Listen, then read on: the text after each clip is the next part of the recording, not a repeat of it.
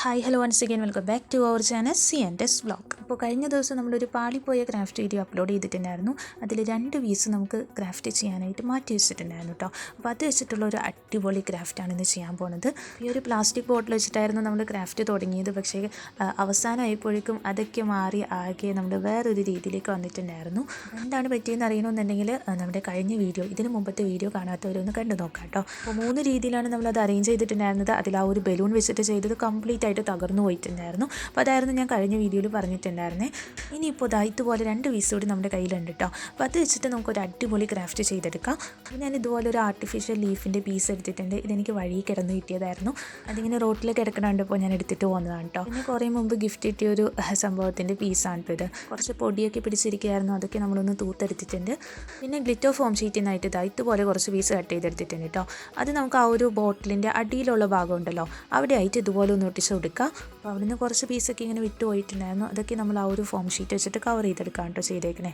ഇനി ഒരു കാർഡ്ബോർഡിൽ നിന്നായിട്ട് നമ്മൾ ഈ ഒരു രീതിയിൽ ചെറിയ പീസ് കട്ട് ചെയ്തെടുത്തിട്ടുണ്ട്. അതേ സൈസിൽ നിന്ന് തന്നെ ഗ്രീൻ കളറിലെ ഫോം ഷീറ്റിനായിട്ട് ഒരു പീസ് കൂടി കട്ട് ചെയ്തെടുത്തിട്ടുണ്ട് കേട്ടോ. അതിങ്ങനെ ഒന്ന് ഒട്ടിച്ചെടുക്കുകയാണ്. ഇനിയിപ്പോൾ നമ്മുടെ ബോട്ടിലിൻ്റെ താഴെയുള്ള ഭാഗത്തായിട്ട് അതൊന്ന് ഒട്ടിച്ച് കൊടുക്കാം കേട്ടോ. അപ്പോൾ ആദ്യം ഞാൻ സാൻഡ് പേപ്പർ വെച്ചിട്ട് അതൊക്കെ ഒന്ന് ലെവൽ ചെയ്തെടുക്കാമെന്ന് വിചാരിച്ചു.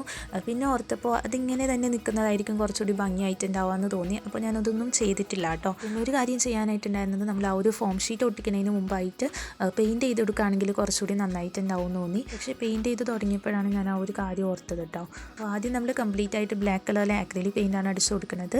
എന്നിട്ട് അതിന് മുകളിലായിട്ട് ഏതെങ്കിലും ഒരു മെറ്റാലിക് കളർ വെച്ചിട്ടൊന്ന് ഹൈലൈറ്റ് ചെയ്ത് കൊടുക്കുകയാണ്. അപ്പോൾ കൂടുതലും നമ്മൾ ഗോൾഡൻ കളറും പിന്നെ ബ്രോൺസും കോപ്പറൊക്കെയാണ് യൂസ് ചെയ്യുന്നത്. അപ്പോൾ ഞാൻ വിചാരിച്ചു സിൽവർ കളറിൽ കുറച്ചധികം പെയിൻറ്റ് ഉണ്ടായിരുന്നു. പിന്നെ എപ്പോഴും യൂസ് ചെയ്യാത്തതുകൊണ്ട് ആ ഒരു സിൽവർ കളർ തന്നെയാണ് കേട്ടോ ഞാൻ അടിച്ചു കൊടുക്കുന്നത്.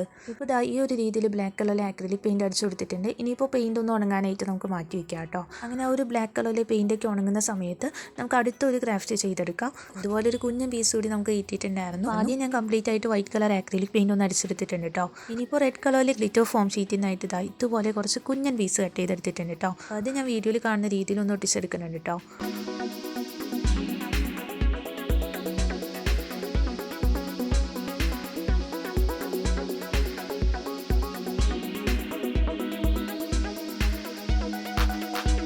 ഇനി നേരത്തെ പറഞ്ഞില്ല ഒരു ഗിഫ്റ്റ് കിട്ടിയ സംഭവത്തിൻ്റെ പീസ്, അത് നമ്മൾ അതിന് മുകളിലേക്ക് ആയിട്ടൊന്ന് ഒട്ടിച്ച് കൊടുക്കുകയാണ്.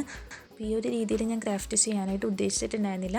പക്ഷേ നമ്മുടെ ഫ്ലോപ്പായി പോയപ്പോൾ ഇങ്ങനെ 3 പീസ് കിട്ടിയല്ലോ. അപ്പോൾ അതിനെ എങ്ങനെയെങ്കിലുമൊക്കെ ഒന്ന് അടിപൊളിയാക്കി എടുക്കണമെന്ന് വിചാരിച്ചു. നോക്കിയപ്പോൾ കുറച്ച് പീസൊക്കെ കിട്ടിയായിരുന്നു. അങ്ങനെ ഈ ഒരു രീതിയിലാക്കി എടുത്തതാണ് കേട്ടോ. അപ്പോൾ 2 ക്രാഫ്റ്റിൻ്റെ ഫൈനൽ ലുക്ക് കണ്ടിട്ട് എങ്ങനെയുണ്ടെന്നുള്ളത് നിങ്ങൾ തന്നെ പറയാം. നമ്മളിവിടെയും ആ ഒരു ഹാർട്ട് ഷേപ്പിലുള്ള പീസ് ഉണ്ടല്ലോ, അതൊന്ന് ഒട്ടിച്ചെടുക്കുന്നുണ്ട്. പിന്നെ നമ്മുടെ ബ്ലാക്ക് കളറിലെ ആക്രിലിക് പെയിൻറ്റൊക്കെ ഇതുപോലെ നന്നായിട്ട് ഉണങ്ങി കിട്ടിയിട്ടുണ്ട്. ഇനിയിപ്പോൾ അതിന് മുകളിലായിട്ട് മെറ്റാലിക് കളർ അടിച്ചു കൊടുക്കാൻ പോകാം കേട്ടോ. അപ്പോൾ നേരത്തെ പറഞ്ഞ രീതിയിൽ ഞാനിപ്പോൾ സിൽവർ കളറാണ് എടുത്തേക്കണേ. പെയിൻറ്റ് ബ്രഷ് വെച്ചിട്ട് തന്നെ കംപ്ലീറ്റ് ആയിട്ടൊന്ന് അടിച്ചു കൊടുക്കാൻ കേട്ടോ ചെയ്യുന്നത്. അപ്പോൾ അതിങ്ങനെ അടിച്ചു കൊടുത്തപ്പോൾ നമ്മുടെ വീഡിയോയിൽ കാണുമ്പോൾ എനിക്ക് അത്രയും ക്ലിയർ ആയിട്ട് കാണുന്നില്ല എന്ന് തോന്നുന്നു. പക്ഷേ നേരിട്ട് കാണാനായിട്ട് അടിപൊളിയാണ് കേട്ടോ. ഗോൾഡൻ കളറൊക്കെ കൊടുക്കുമ്പോൾ കിട്ടുന്ന അത്ര ഭംഗിയില്ലെങ്കിലും അത്യാവശ്യം നല്ല രീതിയിൽ തന്നെ കിട്ടിയിട്ടുണ്ട്.